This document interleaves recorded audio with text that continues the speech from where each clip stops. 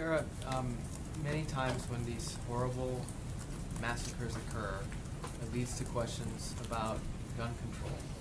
Has this particular massacre made the president think anything more about pursuing tighter gun laws, such as background checks, to prevent massacres like this from happening again?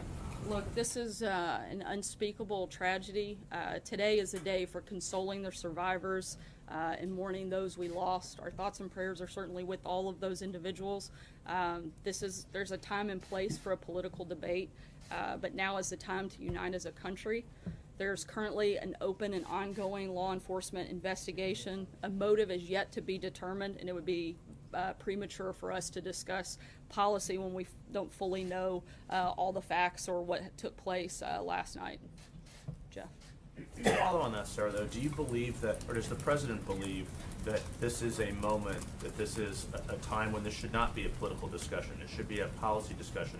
Does he believe that he could bring something new to the gun debate that has been, I guess, locked in typical politics for so many years? Yeah, I think today is more, again, like I said, a day of reflection, a day of mourning, a day of gratefulness for those that were saved. And I think that there will be certainly time for that policy discussion to take place, but that's not the place that we're in at this moment. But certainly I think that there's a time for that to happen.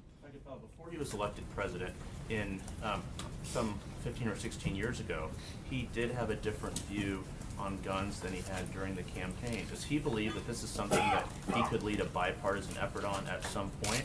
And at what point would that be appropriate? I think that's something that we can talk about in the coming days and see what that looks like moving forward. I think one of the things that we don't want to do is try to create laws that won't create or stop these types of things from happening. I think if you look to Chicago, where you had over 4,000 victims of gun-related crimes last year, they have the strictest gun laws in the country. That certainly hasn't helped there. So I think we have to, when that time comes for those conversations to take place, then I think we need to look at things that may actually have that